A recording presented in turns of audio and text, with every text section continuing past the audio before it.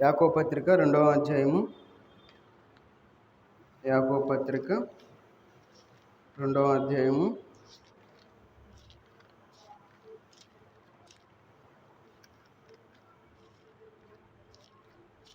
20వ వచనం అందరం కలిసి చదువుకుందాం.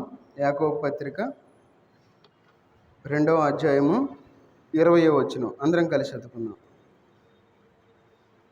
వ్యర్థుడ, క్రియలు లేని విశ్వాసము నిష్ఫలమైనదని తెలుసుకొన గోరుచున్నావా? ప్రార్థన చేసుకుందాం. మహోన్నతుడైన దేవా, సర్వాధికారి అయిన దేవా, నీకు వందనాలు తండ్రి. ఈ రాత్రికాల సమయంలోనైనా మీ పాసందులో చేరి మీకు సన్నిధిలోనైనా విజ్ఞాపన కూడికలో పాల్గొనడానికి మీరు ఇచ్చిన కృపను బట్టి వందనాలు చెల్లించుకుంటూ ఉన్నా తండ్రి. చదవబడిన వాక్య భాగాన్ని మీరు దీవించి ఆశ్రయించండి. మాకు కావాల్సిన ఆత్మీయ ఆహారాన్ని మాకు దయచేయండి. మీకు ఆత్మను మాకు తోడుగా ఉంచి నడిపించమని యేసుక్రీస్తు వారి నామంలో ప్రార్థించి అడిగి వేడుకుంటున్నాం తండ్రి. ఆమేన్. మనం చదువుకున్న వాక్య భాగాన్ని మనం చూసుకున్నట్లయితే యాకోబు రాసిన పత్రిక 2వ అధ్యాయము 20వ వచనంలో వ్యర్థుడా అంటా ఉన్నారు.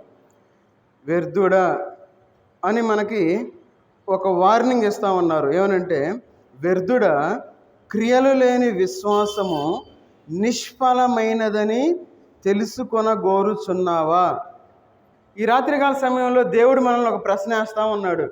వ్యర్థుడా, క్రియలు లేని విశ్వాసం మీరు కలిగి ఉండి నిష్ఫలంగా ఈ లోకంలో జీవించాలి అని చెప్పి మీరు ఆశపడుతూ ఉన్నారా అని చెప్పి దేవుడు మనకి ఒక ప్రశ్న వేస్తూ ఉన్నాడు. అందుకే అంటున్నాడు, వ్యర్థుడా, క్రియలు లేని విశ్వాసము. మనం ఈ లోకంలో దేవుని దగ్గరకు వచ్చినప్పుడు మన యొక్క విశ్వాసం ఏ విధంగా ఉండాలి, మన యొక్క విజ్ఞాపన ప్రార్థన మనం చేసేటప్పుడు మనం ఎలాంటి విశ్వాసాన్ని కలిగి ఉండకూడదు అనే విషయాల గురించి ఈ రాత్రికాల సమయంలో కొన్ని విషయాలు మనం ధ్యానం చేద్దాం. మనం విశ్వాసం ఎట్లా ఉండకూడదంటే, క్రియలు లేని విశ్వాసాన్ని మనం కలిగి ఉండకూడదు. ఈ లోకంలో క్రియలు లేని విశ్వాసము అంటే దేవుని యొక్క సన్నిధిలో ఒక విశ్వాసిగా దేవుని ముందు మనం అనేకమైన వాగ్దానాలు చేసి వాటిని నెరవేర్చకుండా మనం ఈ లోకంలో ఉన్నట్లయితే మనం కూడా క్రియలు లేని వారుగా ఈ లోకంలో మనం నిలిచిపోతాం. అందుకే అంటున్నాడు, వ్యర్థుడా అంటా ఉన్నారు. వ్యర్థుడా, నీ క్రియలు లేని విశ్వాసము నిష్ఫలమైనవి అని తెలుసుకొని కోరుచున్నావా? ఈ లోకంలో మనిషికి విశ్వాసంలో క్రియలు లేకుండా జీవిస్తూ ఆ క్రియలు నిష్ఫలమైనవి తెలుసుకోవాలని చెప్పి అనుభవాన్ని తెచ్చుకుంటా ఉన్నారు ఈ లోకంలో. అంటే ఫలము లేని జీవితాన్ని అనుభవిస్తూ కూడా దేవుని దగ్గరికి రాలేని వారుగా ఈ లోకంలో జీవిస్తూ ఉన్నారు. మనం ఎందుకు విజ్ఞాపన ప్రార్థన చేయాలి అంటే, మన యొక్క విశ్వాసము అనేది ఎట్లా ఉండాలంటే, క్రియలు లేని విశ్వాసం ఉండకూడదు. మనం విజ్ఞాపన ఏమని చేయాలంటే, అయ్యా, నా విశ్వాసం క్రియలు లేని విశ్వాసంగా ఉంటే నన్ను క్షమించి నన్ను దిద్దుము అని చెప్పి దేవుని యొక్క సన్నిధిలో మనం అడిగేవారుగా ఉండాలి. ఎవరు కూడా నిష్ఫలమైన విశ్వాసాన్ని మనం కలిగి ఉండకూడదు. క్రియలు లేని విశ్వాసాన్ని మనం కలిగి ఉండకూడదు. దేవుని యొక్క సన్నిధిలో విశ్వాసంతో ఈ లోకంలో మనం ముందుకు సాగిపోయేవారుగా ఉండాలి. అందుకే అంటాడు, నిష్ఫలమైన విశ్వాసము. ఫలము లేని జీవితాలు మనం ఈ లోకంలో జీవిస్తూ ఉన్నాం. మన జీవితాలు ఎందుకు ఆశీర్వదించబడటం లేదు అంటే, ఫలము లేని విశ్వాసాన్ని మనం కలిగి ఉన్నాం, నిష్ఫలమైన విశ్వాసాన్ని మనం కలిగి ఉన్నాం. కాబట్టి ఆ యొక్క నిష్ఫలమైన విశ్వాసాన్ని మనం పోగొట్టుకోవడానికి మనం విజ్ఞాపన ప్రార్థన చేయాలి. ఇంకా మనం చూసుకున్నట్లయితే మత్తయి సువార్త చూడండి. మత్తయి సువార్త 8వ అధ్యాయము, మత్తయి సువార్త 8వ అధ్యాయము 26వ వచనం చదవండి. మత్తయి సువార్త 8వ అధ్యాయము 26వ వచనం. అందుకు ఆయన, అల్ప విశ్వాసులారా, ఎందుకు భయపడుచున్నారని వారితో చెప్పి లేచి గాలిని సముద్రమును గద్దింపగా మిక్కిలి నిమ్మళమాయెను. చాలు. ఇక్కడ మనం చూసుకున్నట్లయితే అల్ప విశ్వాసులారా, ఎవరు వీళ్ళు? అల్ప విశ్వాసులు అంటే వీళ్ళు కూడా విశ్వాసులే. నేను క్రైస్తవుణ్ణే, నేను క్రైస్తవురాలనే, నేను విశ్వాసిని అని చెప్పుకుంటూ కొంచెం విశ్వాసాన్ని కలిగిన వారుగా ఈ లోకంలో జీవించే వారి గురించి దేవుని యొక్క వాక్య భాగం సెలవిస్తూ ఉంది. ఏమనంటే, అల్ప విశ్వాసులారా, ఎందుకు భయపడుచున్నారు? ఈ లోకంలో ఎవరైతే భయాన్ని కలిగి ఈ లోకంలో జీవిస్తూ ఉంటారో, లోకంలో ఉన్న పరిస్థితులను చూసి భయపడుతూ ఉంటారో, వారందరూ అల్ప విశ్వాసులని మనం గుర్తుపెట్టుకోవాలి. అందుకే మీరెందుకు భయపడుచున్నారని వారితో చెప్పి, ఎవరైతే యేసుక్రీస్తు వారిని కలిగి ఉంటారో వారు బలమైన విశ్వాసాన్ని కలిగి ఉండాలి. వారు అల్ప విశ్వాసులుగా ఈ లోకంలో జీవించకూడదు. ఎందుకంటే అల్ప విశ్వాసులారు అని చెప్పి ఇక్కడ మనకు సెలవిస్తూ ఉన్నారు. చూడండి, మత్తయి సువార్తలోని 6వ అధ్యాయము 30వ వచనం చూడండి. మత్తయి సువార్త 6వ అధ్యాయము 30వ వచనం చదవండి. నేడు ఉండి రేపు పొయ్యిలో వేయబడు అడవి గడ్డిని దేవుడు ఇలాగూ అలంకరించిన ఎడల అల్ప విశ్వాసులారా, మీకు మరి నిశ్చయముగా వస్త్రములు ధరింపచేయును కదా. ఈ లోకంలో సహజంగా మనం ఆలోచిస్తాం. దేని గురించి ఆలోచిస్తామంటే మన తిండి గురించి, మన యొక్క వస్త్రాన్ని గురించి ఆలోచించుకునేవారుగా ఉంటాం.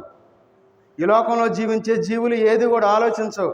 ఎందుకంటే దేవుడు వాటికి ఆహారాన్ని దయచేస్తూ ఉన్నాడు. దేవుడు వాటిని ఒక ఉన్నతంగా వాటిని అలంకరించి ఉన్నాడు. అయితే మనుషులంగా మనం ఈ లోకంలో జీవించేటప్పుడు చూడండి, మన గురించి ఏమంటాం? నేడుండి రేపు పొయ్యిలో వేయబడు అడవి గడ్డిని దేవుడు ఇలాగూ అలంకరించిన ఎడల.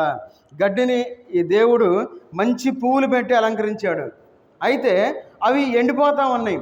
వాటికంటే మరి శ్రేష్టమైన వాళ్ళం మనం ఎందుకు ఈ లోకంలో అల్పవిశ్వాసులంగా ఈ లోకంలో జీవించాలి? మన దేవుడు గొప్ప దేవుడు అని మనకు తెలుసు. మన దేవుడిని ప్రార్థిస్తే అన్నీ సమకూడతాయని మనకు తెలుసు.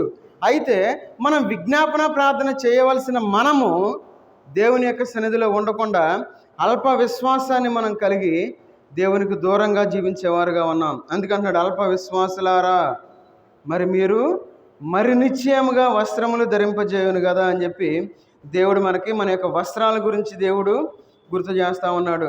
ఇంకా మత్తయి సువార్త 14వ అధ్యాయము 31వ వచనం చదవండి. మత్తయి సువార్త 14వ అధ్యాయము 31వ వచనంలో ఒక మాట కనపడతా ఉంది.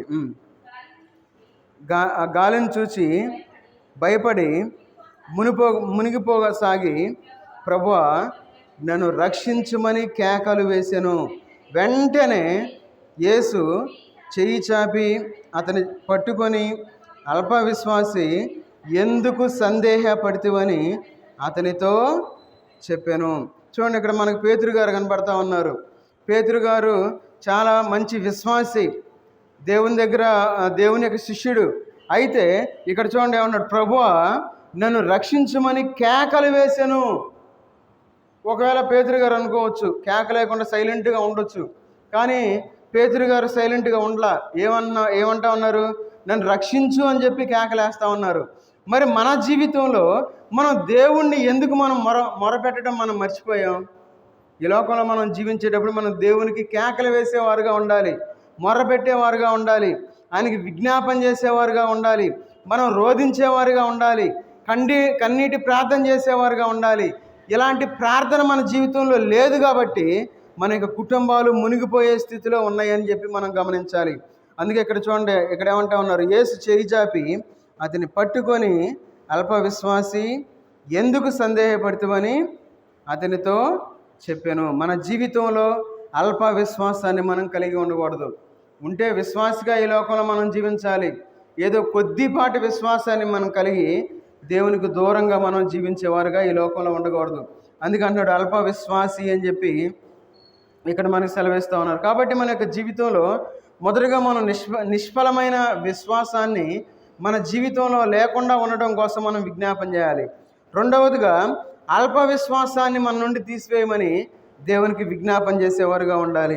చూడండి, యాకోబు పత్రిక 2వ అధ్యాయము, ఇంతకుముందు మనం చదువుకున్నాం. అక్కడ మనం చూసేమని క్రియలు లేని విశ్వాసం అని మనం చదువుకున్నాం. మన జీవితంలో క్రియలు లేని విశ్వాసాన్ని కూడా మనం తీసివేయమని చెప్పి దేవునికి విజ్ఞాపన చేసేవారుగా ఈ లోకంలో మనం జీవించాలి. తర్వాత మన జీవితంలో చూడండి, ఇర్మియా గ్రంథం 3వ అధ్యాయము 22వ వచనం చదవండి. ఇర్మియా గ్రంథం 3వ అధ్యాయము 22వ వచనం. భ్రష్టులైన బిడ్డలారా తిరిగి రండి, మీ అవిశ్వాసమును నేను బాగు చేసేదను, నీవే మా దేవుడివైన యెహోవా, నీ యొద్దకే మేము వచ్చుచున్నాము చాలు. భ్రష్టులైన బిడ్డలారా, ఎవరి గురించి మాట్లాడుతూ ఉన్నారు ఈ మాట? మన గురించే. భ్రష్టులంగా ఈ లోకంలో మనం జీవిస్తూ ఉన్నాం కాబట్టి మనం దేవుణ్ణి విడిచిపెట్టిన వారంగా ఈ లోకంలో ఉన్నాం. కాబట్టి అందుకే ఇక్కడ భ్రష్టులైన బిడ్డలారా తిరిగి రండి. దేవుని యొక్క సన్నిధికి మనం తిరిగి వచ్చేవారుగా ఉండాలి. ఆయన యొక్క సన్నిధిని మనం మర్చిపోయాం. మన ఇష్టానుసారంగా ఈ లోకంలో జీవిస్తూ ఉన్నాం. ఆయన మందిరాన్ని విడిచిపెట్టిన వారుగా ఉన్నాం. ఆయన మందిరాన్ని వదిలిపెట్టి దూరంగా వెళ్ళిపోయిన వారుగా ఉన్నాం. అందుకంటా ఉన్నాడు, భ్రష్టులైన బిడ్డలారా. ఎవరిని అంటారంటే, తన యొక్క ఇంటిని ఎవరైతే వదిలిపెట్టి వెళ్ళిపోతారో, తన యొక్క మందిరాన్ని ఎవరైతే విడిచిపెట్టి వెళ్ళిపోతారో, సహవాసం నుండి దూరంగా ఎవరైతే వెళ్ళిపోతారో, నాకు వేరే సహవాసం కావాలని చెప్పి కోరుకుంటూ ఎవరైతే ఉంటారో వారి గురించి మాట్లాడుతూ ఉన్నారు. ఏమనంటే, భ్రష్టులైన బిడ్డలారా. మనం భ్రష్టులంగా ఉన్నాం కాబట్టి ఈ లోకంలో మనం దేవుని యొక్క కార్యాలు మనం చూడలేని వారుగా ఉన్నాం. అందుకంటున్నాడు, భ్రష్టులైన బిడ్డలారా తిరిగి రండి, మీ అవిశ్వాసమును నేను బాగు చేసేదను. మన యొక్క అవిశ్వాసాన్ని మనం తీసివేసుకోవాలి. అవిశ్వాసులు కాబట్టి మనం అటు ఇటు తిరిగేవారుగా ఉన్నాం. ఎవరి వైపో చూసేవారుగా ఉన్నాం. అన్నీ ఒకటే అని చెప్పి మనం అనుకునేవారుగా ఈ లోకంలో మనం జీవించేవారుగా ఉన్నాం. అందుకే అవిశ్వాసులంగా ఈ లోకంలో మనం జీవించకూడదు. అందుకే ఈ లోకంలో మనం జీవించేటప్పుడు విశ్వాసులుగా ఈ లోకంలో జీవించాలి. అయ్యా, నా జీవితంలో అవిశ్వాసం ఏదన్నా ఉంటే దాన్ని తీసివేయని చెప్పి మనం దేవుని యొక్క సన్నిధిలో మనం దేవునికి విజ్ఞాపన చేసేవారుగా ఉండాలి. అందుకంటున్నాడు, మీ అవిశ్వాసమును నేను బాగు చేసేదని. ఒకవేళ మన కుటుంబం బాగోలేదేమో, మన కుటుంబంలో సంతోషం లేదేమో, సమాధానం లేదేమో, మన కుటుంబాన్ని బాగు చేయాలి అంటే దేవుని యొక్క సన్నిధిలో మనం విజ్ఞాపన చేసేవారుగా ఉండాలి, ప్రార్థించేవారుగా ఉండాలి, దేవుణ్ణి అడిగేవారుగా ఉండాలి. ప్రార్థనకి విజ్ఞాపనకి తేడా ఏంటంటే, ప్రార్థన అంటే మనం క్యాజువల్గా మనం దేవుణ్ణి అడగడాన్ని ప్రార్థన అంటాం. విజ్ఞాపన అంటే దేవుణ్ణి మనం ఎంతో భారంగా దేవుని యొక్క సన్నిధిలో మనం అడగడాన్ని విజ్ఞాపన అని చెప్పి మనం చెప్పుకోవచ్చు. మన యొక్క జీవితంలో మన యొక్క అవిశ్వాసాన్ని మనం తీసివేయమని దేవుని యొక్క సన్నిధిలో మనం విజ్ఞాపన చేసేవారుగా ఈ లోకంలో మనం జీవించాలి. అందుకే అంటా ఉన్నారు చూడండి, మార్కు సువార్త 6వ అధ్యాయము 5వ వచనం చదవండి. మార్కు సువార్త 6వ అధ్యాయము 5వ వచనం. అందువలన కొద్దిమంది రోగుల మీద చేతులుంచి వారిని స్వస్థపరచడం తప్ప మరి ఏ అద్భుతమును ఆయన అక్కడ చేయజాలకపోయెను. ఆయన వారి అవిశ్వాసమునకు ఆశ్చర్యపడెను. ఎవరు ఆశ్చర్యపడతా ఉన్నారు ఇక్కడ? యేసుక్రీస్తు వారే ఆశ్చర్యపడతా ఉన్నారు. అవునా కదా? ఎందుకంటే అక్కడ ఆయన అద్భుత కార్యాలు చేయలేకపోతా ఉన్నారు. ఎందుకు చేయలేకపోతా ఉన్నారంటే వారి యొక్క అవిశ్వాసాన్ని బట్టి అద్భుత కార్యాలు జరగటం లేదు. అందుకంటున్నాడు ఇక్కడ ఏమన్నాడు, ఆయన అక్కడ చేయజాలకపోయెను. ఒకవేళ దేవుడు మన కుటుంబంలో అద్భుత కార్యం చేయాలి అనుకుంటే మన యొక్క అవిశ్వాసం వలన అద్భుత కార్యం వెనకబడతా ఉందేమో. ఒకవేళ ఈ లోకంలో అవిశ్వాసులంగా ఈ లోకంలో జీవిస్తూ పేరుకు మాత్రమే విశ్వాసగా ఈ లోకంలో మనం చలామణి అవుతూ ఉంటే దేవుని యొక్క అద్భుత కార్యాలు మనం చూడలేము. అందుకంటున్నాడు ఇక్కడ చూడండి, అందువలన కొద్దిమంది రోగుల మీద చేతులుంచి వారిని స్వస్థపరచుట. అంటే ఆ కొద్దిమంది ఎవరు? చాలామంది రోగులు వచ్చారు అక్కడికి. ఎందుకు? యేసుక్రీస్తు వారు స్వస్థపరుస్తారని చెప్పి అందరూ వచ్చారు. అయితే వారు అవిశ్వాసాన్ని కలిగి ఉన్నారు కాబట్టి ఎవరైతే విశ్వాసాన్ని కలిగి ఉంటారో వారిని మాత్రమే దేవుడు స్వస్థపరిచినట్లు మనకి ఇక్కడ కనబడతా ఉంది. కాబట్టి మన యొక్క జీవితంలో మనం చాలా జాగ్రత్తగా ఉండాలి. అవిశ్వాసంగా ఈ లోకంలో ఉండకూడదు. ఎప్పుడైతే మనం అవిశ్వాసంగా ఉంటామో ఈ లోకంలో మనం స్వస్థపరచబడము అని మనం గుర్తించాలి. మన కుటుంబం స్వస్థపరచబడాలి అంటే, మన బిడ్డలు స్వస్థపరచబడాలి అంటే, స్వస్థపరచబడుట అంటే బాగు చేయుట. మన జీవితాలు బాగుపడాలి అంటే మనం విశ్వాసులంగా ఉండాలి. మన యొక్క అవిశ్వాసాన్ని మనం తీసివేయాలి. దేవుని యొక్క సన్నిధిలో మనం అవిశ్వాసాన్ని తీసివేయి మనం దేవునికి విజ్ఞాపన చేసేవారుగా ఈ లోకంలో మనం జీవించాలి. చూడండి, రోమిలికి రాసిన పత్రిక 4వ అధ్యాయము, రోమిలికి రాసిన పత్రిక 4వ అధ్యాయము 20వ వచనం చదవండి. రోమిలికి రాసిన పత్రిక 4వ అధ్యాయము 20వ వచనం. అవిశ్వాసం వలన దేవుని వాగ్దానమును గూర్చి సందేహింపక దేవుణ్ణి మహిమపరిచి ఆయన వాగ్దానము చేసిన దాన్ని నెరవేర్చుటకు సమర్థుడని రూఢిగా విశ్వసించి విశ్వాసము వలన బలము నొందెను. మన జీవితంలో మనం ఏం చేయాలంటే దేవుడు చేసిన వాగ్దానాలు నెరవేర్చబడాలి అంటే మనం విశ్వాసాన్ని మనం కలిగి ఉండాలి. అవిశ్వాసులుగా ఈ లోకంలో మనం జీవించకూడదు. అందుకంటాడు ఇక్కడ దేవుని మహిమపరిచి అవిశ్వాసం వలన దేవుని వాగ్దానమును గూర్చి సందేహింపక. మన దేవుడు వాగ్దానం చేసిన దేవుడు నమ్మదగిన దేవుడు. ఆయన మన జీవితంలో ఈరోజు మనం సజీవులుగా ఉన్నామంటే దానికి కారణం ఏంటంటే ఆయనే. ఎందుకంటే సహజంగా ఈ లోకంలో మనం అనుకుంటాం అంత బాగానే ఉంది, అంత బాగానే ఉన్నాం అనుకుంటాం. ఏదంటే మన బలం వల్ల, లేదంటే మన ఆస్తి వల్ల, లేదంటే మనకి వెనక బ్యాంక్ బ్యాలెన్స్ వల్ల ఏదో అనుకుంటాం. కాదు, మనం సజీవులుగా ఈ లోకంలో ఉన్నాము అంటే దానికి కారణం ఏంటంటే దేవుడు మనల్ని ఇంకా ప్రేమిస్తూ ఉన్నాడు. కాబట్టి మనలో ఉన్న అవిశ్వాసాన్ని మనం తీసివేసుకోవాలి. అవిశ్వాసంగా ఉండకుండా ఈ లోకంలో మనం విశ్వాసులుగా ఉండాలి. మనం ఎందుకు విజ్ఞాపన చేయాలంటే మన యొక్క జీవితంలో ఉన్న అవిశ్వాసాన్ని తీసివేయమని దేవునికి మనం విజ్ఞాపన చేసేవారుగా ఉండాలి. ఎప్పుడైతే అవిశ్వాసాన్ని తీసివేస్తారో దేవుడు ఖచ్చితంగా ఆయన యొక్క వాగ్దానాలు మన యొక్క జీవితంలో నెరవేరుస్తాడని చెప్పి మనం గుర్తుపెట్టుకోవాలి. తర్వాత మనం ఇంకొంచెం ముందుకు వెళ్ళినట్లయితే చూడండి, మొదటి తిమోతి రాసిన పత్రిక 4వ అధ్యాయము. మొదటి తిమోతి రాసిన పత్రిక 4వ అధ్యాయము 2వ వచనం చదవండి. ఆ అబద్ధికులు వాత వేయబడిన మనస్సాక్షి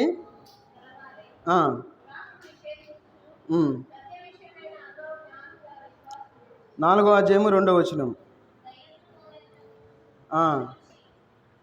1-2 వచనాలు చదవండి. అయితే కడవరి దినములలో కొందరు అబద్ధికుల వేషధారణ వలన మోసపరచు ఆత్మల యందును దయ్యముల బోధ యందును లక్ష్యముంచి విశ్వాస భ్రష్టులగుదురని ఆత్మ తేటగా చెప్పుచున్నాడు. ఈ లోకంలో మన యొక్క విశ్వాసాన్ని భ్రష్టు పట్టించుకునేవారుగా ఉండకూడదు మనం. అందుకంటాడు ఎక్కడేమనంటే విశ్వాస భ్రష్టులగుదురు. ఈ లోకంలో మనం చాలా జాగ్రత్తగా ఉండాలి. భ్రష్టులు అంటే ఏంటి అర్థం? ఎవరు బాగా కోపం వచ్చింది అనుకోండి, ఏమంటారు? అరే నువ్వు భ్రష్టు పట్టుకుపోతావురా అంటారు తిట్టకుండా. భ్రష్టు పట్టుకుపోవటం అంటే ఏమనంటే మనకు అర్థమయ్యే భాషలో నువ్వు చచ్చిపోతావురా అని. భ్రష్టు పట్టడం అంటే చనిపోతావని. మన జీవితంలో మన యొక్క విశ్వాసం అనేది ఎట్లా ఉండాలంటే అందుకన్నాడు ఇక్కడేమని, మోసపరచు ఆత్మల యందును దయ్యముల బోధ యందును లక్ష్యముంచి విశ్వాస భ్రష్టులగుదురని ఆత్మ తేటగా చెప్పుచున్నాడు. మన జీవితంలో మనం చాలా జాగ్రత్తగా ఉండాలి. ఏ మాత్రం జాగ్రత్తగా లేకపోయినా మన యొక్క విశ్వాసం భ్రష్టు పట్టుకుపోద్ది. ఎందుకంటే ఉదాహరణకి నేను ఒక వీడియోలో చూశాను. ఒక అపార్ట్మెంట్లో ముందు కింద ఆ డోర్ ఓపెన్ చేశారు. ఏది కింద మురుగునీళ్ళు పోతూ ఉంటాయి కదా, నాలా అంటారు, నాలా ఓపెన్ చేస్తుంది లోపలే. అయితే ఆయన ఏం చేస్తా ఉన్నాడంటే ఫోన్ పట్టుకొని నడుస్తూ వెళ్తా ఉన్నాడు. అది మొత్తం సీసీ కెమెరాలో రికార్డ్ అయింది. ఆ టక్మని దాంట్లో పడిపోయాడు. పక్కన ఇంకొక ఆయన ఏదో ఆ ట్యూబ్ పట్టుకుని ఏదో చేసుకుంటా ఉన్నాడు. పడిపోయిన వెంటనే ఆయన ఇటు వచ్చాడు. ఇంకేం చేస్తారు? కొన్ని నిమిషాలు ఆయన చనిపోయాడు. తర్వాత బయటికి లాగేశారు. మన జీవితంలో విశ్వాసంలో మనం ఏమవుతామంటే మనకు తెలియకుండా మనం పడిపోయేవారుగా ఉంటాం. మనం ఏమనుకుంటామంటే అది కూడా ప్రార్థనే కదా, అది కూడా బోధే కదా అని ఈ లోకంలో మనం అనుకుంటా ఉంటాం. అందుకంటున్నాడు ఇక్కడేమనంటే మోసపరచు ఆత్మల యందును దయ్యముల బోధ యందును లక్ష్యముంచి మనం దేవుని యొక్క వాక్యాన్ని పరిశీలించేవారుగా ఉండాలి. దేవుని యొక్క వాక్యాన్ని పరిశోధించేవారుగా ఉండాలి. ఎప్పుడైతే మనం ఆ విధంగా ఈ లోకంలో మనం జీవిస్తామో అప్పుడు మన యొక్క విశ్వాసము అనేది భ్రష్టు పట్టకుండా ఉంటుందని మనం జ్ఞాపకం పెట్టుకోవాలి. కాబట్టి మన యొక్క జీవితంలో మన యొక్క విశ్వాసము భ్రష్టు పట్టకుండా ఈ లోకంలో మనం దేవునికి విజ్ఞాపన చేసేవారుగా ఉండాలి. అందుకే అంటా ఉన్నారు చూడండి, 2వ తిమోతి పత్రిక 3వ అధ్యాయము 8వ వచనం చదవండి. 3:8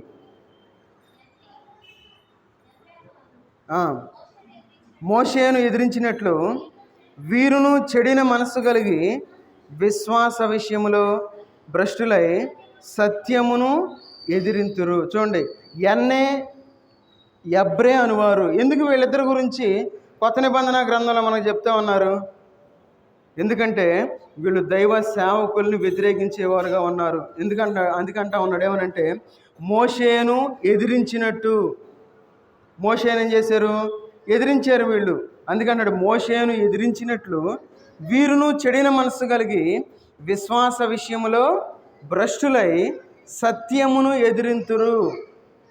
ఈ లోకంలో మనం జీవించేటప్పుడు మనం చాలా చాలా జాగ్రత్తగా ఉండాలి. విశ్వాసం, మన యొక్క విశ్వాసాన్ని భ్రష్టు పట్టించడం కోసం అపవాది చూస్తూ ఉంటుంది. మన యొక్క విశ్వాసాన్ని చెడిపివేయటం కోసం అది ఎదురు చూస్తూ ఉంటుంది. అయితే మన యొక్క విశ్వాసాన్ని మనం చాలా జాగ్రత్తగా కాపాడుకునేవారుగా ఉండాలి అని చెప్పి దేవుని యొక్క వాక్య భాగం సెలవిస్తూ ఉంది. కాబట్టి మన యొక్క విశ్వాసం, భ్రష్టమైన విశ్వాసం ఒకవేళ మనం కలిగి ఉన్నావేమో చూసుకొని మనం దేవుని యొక్క సన్నిధిలో మనం విజ్ఞాపన చేయ, నా యొక్క విశ్వాసాన్ని భ్రష్టు పట్టకుండా కాపాడు అని చెప్పి దేవుని యొక్క సన్నిధిలో మనం దేవుణ్ణి అడిగేవారుగా ఉండాలి. చూడండి, కొంతమంది అసలు విశ్వాసమే లేకుండా ఉంటారు. విశ్వాసం ఉన్నవాళ్ళు దేవుని సన్నిధిలో ఉంటారు. విశ్వాసం లేని వాళ్ళు ఏం చేస్తారు? ఏ ఉందిలే, వెళ్ళకపోయినా ఏం కాదు, అంతా ఒకటేలే, దేవుడు మేము అంత విశ్వాసులు లేదు, నా అంత నీతిమంతులు ఇంకొకరు లేరని చెప్పి అనుకుంటా ఉంటారు. చూడండి వాళ్ళ గురించి ఏముందో ద్వితీయోపదేశకాండం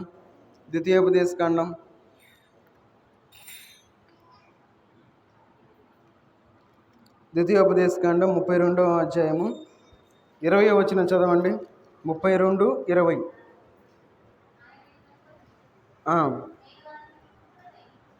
ఆయన ఎట్లా అనుకుని, నేను వారికి విముఖుడనైతిని, వారి కడపటి స్థితి ఏమగునో చూచెదను, వారు మూర్ఖ చిత్తము గలవారు, విశ్వాసము లేని పిల్లలు. చూడండి, ఇక్కడ ఎవరు మాట్లాడుతూ ఉన్నారు? ఆయన ఎట్లా అనుకుంటా ఉన్నారు? ఎవరైనా అనుకుంటా ఉంది? దేవుడు అనుకుంటా ఉన్నారు. ఏమని? ఈ లోకంలో ఎవరైతే విశ్వాసం లేని వారుగా ఉన్నారో వారందరి గురించి దేవుడు అనుకుంటా ఉన్నాడు. ఏమనంటే, నేను వారికి విముఖుడనై వారి కడమ స్థితి ఏమగునో చూచెదను. నువ్వు ఇప్పుడు బాగానే ఉన్నావు, నీ తర్వా స్థితి అట్లా ఉంటుందో నేను చూస్తానని చెప్పి దేవుడే చెప్తా ఉన్నాడు, మనుషులు కాదు. స్వయాన దేవుడే మాట్లాడతాం. ఎందుకంటున్నాడు? వారు మూర్ఖ చిత్తము గలవారు, విశ్వాసము లేని పిల్లలు. ఈ లోకంలో దేవుని దగ్గరికి రాలేని వారందరూ కూడా అలాంటి స్థితే. ఈ లోకంలో కుటుంబాలు సరిగ్గా లేవు అంటే దానికి కారణం ఏంటంటే వారు విశ్వాసం లేని వారుగా ఉన్నారు. విశ్వాసం లేని కుటుంబాలుగా ఈ లోకంలో జీవిస్తూ ఉన్నారు.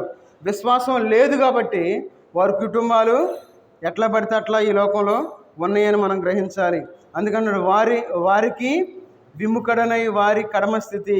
ఇప్పుడంతా బాగానే ఉందనుకుంటాం, కానీ మన స్థితి ఒక టైంలో ఏమైద్ది అని చెప్పి దేవుడు చూస్తాను అని చెప్పి దేవుడు చెప్తా ఉన్నాడు. కాబట్టి మనం విశ్వాసం కలిగి ఉండాలి. ఈ లోకంలో విశ్వాసం లేని పిల్లల వలె ఈ లోకంలో మనం జీవించకూడదు. అందుకే చూడండి, లోకాసు వార్త 9వ అధ్యాయము 41వ వచనం చదవండి. లోకాసు వార్త. విశ్వాసం లేని మూర్ఖతరము వారలారా, మీరెంతకాలము మీతో కూడా ఉండి నీ కుమారుడు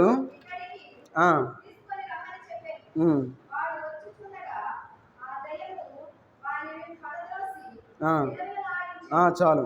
ఇక్కడ మనం చూసుకున్నట్లయితే యేసుక్రీస్తు వారు ఇక్కడ మాట్లాడుతూ ఉన్నారు. ఏమనంటే, విశ్వాసము లేని మూర్ఖతరమా. విశ్వాసం ఉంటే దేవుని సన్నిధిలో ఉంటాం. విశ్వాసం లేకపోతే ఏం చేస్తాం? మనం మన ఇష్టానుసారంగా ఈ లోకంలో జీవిస్తాం. అందుకన్నాడు, విశ్వాసము లేని మూర్ఖతరమా, నేనెంతకాలము మీతో కూడా ఉండి మిమ్మును సహింతును. చూడండి, దేవుడు మనల్ని సహించే దేవుడుగా ఉన్నాడు. ఆయన దేవుడు మనల్ని సహిస్తూ ఉన్నాడు కాబట్టి ఇంకా మనం సజీవులుగా ఉన్నాం ఈ లోకంలో. మనం అనుకుంటాం దేవుడు మనల్ని సహించకపోతే ఈ లోకంలో మనం సజీవులుగా ఉండవు. అందుకన్నాడు ఏమని? మీతో కూడా ఉండి మిమ్మును సహింతును, నీ కుమారుని ఇక్కడికి తీసుకొని రమ్మని చెప్పాను. అంటే మన యొక్క విశ్వాసం చూస్తే ఇక్కడ విశ్వాసము లేని మూర్ఖతరమా, విశ్వాసం లేని వారుగా ఈ లోకంలో జీవించేవారుగా ఉన్నాం. కాబట్టి మనకు విశ్వాసం అనేది విశ్వాసం లేని వారుగా ఈ లోకంలో మనం జీవించకూడదు. దేవుని యందు మనం విశ్వాసం కలిగి ఉండాలి. దేవుని సన్నిధిలోకి వచ్చి మనం విజ్ఞాపన ప్రార్థన చేసేవారుగా ఉండాలి. దేవుణ్ణి అడిగేవారుగా ఉండాలి. దేవుని నుండి మనం పొందుకునేవారుగా ఉండాలి. మనం ఆశీర్వదించబడిన కుటుంబంగా ఈ లోకంలో మనం జీవించాలి. ఈ లోకంలో మనం జీవిస్తూ ఉన్నప్పుడు మనం అభివృద్ధి లేకుండా ఈ లోకంలో జీవిస్తే దాన్ని మనం నిష్ఫలమైన విశ్వాసము అని చెప్పి మనం చెప్పుకోవచ్చు. ఎందుకంటే మన ఫలం లేదు. మనం ఆశీర్వదించబడకుండా ఈ లోకంలో జీవిస్తూ ఉన్నాం. ఫలం లేని జీవితాలు మనం ఎందుకు జీవించాలి? విశ్వాసులు అని చెప్పుకుంటా ఉన్నాం కదా ఈ లోకంలో. చాలా జాగ్రత్తగా ఉండాలి. అందుకే చూడండి, అందుకే అలాంటి వారి గురించి యాకోబు పత్రికలో ఒక మాట అంటా ఉన్నారు, కఠినంగా మాట్లాడుతూ ఉన్నారు. చూడండి, యాకోబు పత్రిక ఆ వచనం చూసుకొని మనం ముగించుకుందాం. 2వ అధ్యాయము 17వ వచనం చదవండి. అలాగే విశ్వాసము క్రియలు లేనిదైతే అది ఒంటిగా ఉండి మృతమైనదగును. చూడండి, మన యొక్క విశ్వాసము మృతమైన విశ్వాసము అవుతుంది అని చెప్పి ఇక్కడ మనకి హెచ్చరిక చేస్తూ ఉన్నాడు. కాబట్టి ఈ లోకంలో మనం జీవించేటప్పుడు మన యొక్క విశ్వాసము ఎలాంటి విశ్వాసం మనం కలిగి ఉండాలి? మృతమైన విశ్వాసాన్ని మనం కలిగి ఉండకూడదు. పేరుకి మనం కనబడటానికి బాగానే ఉంటాం, అమ్మ మంచి విశ్వాసే అనుకుంటాం. ఒకవేళ మన విశ్వాసం చనిపోతే, మృతమైనది అయితే మనం దాన్ని మళ్ళీ బ్రతికించగలము? మనం బ్రతికించలేము. చాలా జాగ్రత్తగా ఉండాలి. అందుకే విశ్వాసము క్రియలు లేనిదైతే అది ఒంటిగా ఉండి మృతమైనదగును. విశ్వాసము క్రియలు అంటే ఏంటి? దేవుని సన్నిధిలో ఉండి మనం దేవుని యొక్క వాక్యాన్ని మనం వినాలి. విజ్ఞాపన ప్రార్థనప్పుడు విజ్ఞాపన చేయాలి. సంఘ ప్రార్థనప్పుడు మనం సంఘ ప్రార్థనలో దేవుని యొక్క వాక్యాన్ని వినాలి. బైబిల్ స్టడీలో మనం బైబిల్ స్టడీలో పాల్గొనాలి. ఆరాధనలో ఖచ్చితంగా మనం ఉండాలి. ఇవన్నీ చేయాలి. ఇవి క్రియలు అంటే. దాంతోపాటు మనం మంచిని చేసేవారుగా ఉండాలి, 10 మందికి సహాయపడేవారుగా ఉండాలి. మరి ఎన్ని లేకుండా మనం ఈ లోకంలో జీవిస్తే మన యొక్క విశ్వాసము మృతమవుతుంది అని చెప్పి దేవుని యొక్క వాక్య భాగం మనకు సెలవిస్తూ ఉంది. అందుకంటున్నాడు, విశ్వాసము క్రియలు లేనిదైతే అది ఒంటిగా ఉండి మృతమైనదగును. చనిపోతాం. మనకు తెలియకుండానే విశ్వాసులంగా మనం చనిపోతాం. అవిశ్వాసులంగా, విశ్వాసం లేనివారుగా దేవుని యొక్క సన్నిధిలో ఉండేవారుగా ఉంటాం. దేవుడు చూస్తూ ఉంటాడు, అమ్మ నీ విశ్వాసం ఎప్పుడో చనిపోయింది కదా, నువ్వు పేరుకి విశ్వాసవే అని చెప్పి దేవుడు అనుకుంటాడు. కాబట్టి ఈ లోకంలో మనం జీవించేటప్పుడు మన యొక్క విశ్వాసము అనేది చాలా జాగ్రత్తగా మనం కాపాడుకోవాలి. మనం ఎందుకు విజ్ఞాపన చేయాలి అంటే, మనం నిష్ఫలమైన విశ్వాసం ఒకవేళ మనం కలిగి ఉన్నావేమో, అయ్యా నా యొక్క నిష్ఫలమైన విశ్వాసాన్ని తీసివేయి అని చెప్పి మనం దేవుణ్ణి అడగాలి, విజ్ఞాపన చేయాలి. తర్వాత మన యొక్క జీవితంలో అల్ప విశ్వాసాన్ని మనం కలిగి ఉన్నామేమో, అయ్యో నా యొక్క అల్ప విశ్వాసాన్ని తీసివేయి, ఈ లోకంలో విశ్వాసిగా ఈ లోకంలో జీవించాలి అని చెప్పి దేవుణ్ణి అడిగేవారుగా ఉండాలి. తర్వాత మన యొక్క విశ్వాసము క్రియలు లేని విశ్వాసాన్ని మనం కలిగి ఉన్నామేమో, అయ్యా నేను క్రియలు లేని విశ్వాసాన్ని కలిగి ఉన్నాను, అయ్యా నేను క్షమించు, నేను క్రియలు కలిగి ఉంటాను, నీ సన్నిధిలో నీ యొక్క సన్నిధిలో గడిపేదానిగా ఉంటానని చెప్పి దేవునికి మనం విజ్ఞాపన చేసేవారుగా ఉండాలి. ఒకవేళ అవిశ్వాసగా ఈ లోకంలో ఉన్నావేమో, అవిశ్వాసగా ఉంటే నూతన పరిచయం చెప్పి దేవుని అడిగేవారుగా ఉండాలి. ఒకవేళ భ్రష్టమైన విశ్వాసాన్ని మనం కలిగి ఉన్నావేమో, అయ్యా నా యొక్క భ్రష్టమైన విశ్వాసాన్ని తీసివేయని చెప్పి మనం దేవుణ్ణి అడిగేవారుగా ఉండాలి. ఒకవేళ మనం మృతమైన విశ్వాసాన్ని మనం కలిగి ఉన్నావేమో, ఒకవేళ మృతమైన విశ్వాసాన్ని మనం కలిగి ఉంటే, అయ్యా నీ ఇంకా జీవింపజేయని చెప్పి దేవుణ్ణి అడిగేవారుగా ఉండాలి. మనకు విశ్వాసాన్ని బలపరుచుకునేవారుగా ఉండాలి. విశ్వాసంతో మనం దేవుని యొక్క సన్నిధిలో ముందుకు వెళ్ళేవారుగా ఉండాలి. మన ఇష్టానుసారంగా ఈ లోకంలో జీవించి ఫలములు లేని వారుగా ఈ లోకంలో మనం ఉండకూడదు. కాబట్టి యొక్క రాత్రికాల సమయంలో మనందరం తల్ల వంచి ఒకరి తర్వాత ఒకరు విజ్ఞాపన చేద్దాం. మన యొక్క విశ్వాసాన్ని దేవుని యొక్క సన్నిధిలో ఉంచి మన యొక్క విశ్వాసంలో మనం జాగ్రత్తగా చూసుకొని మనం ముందుకు సాగిపోదాం.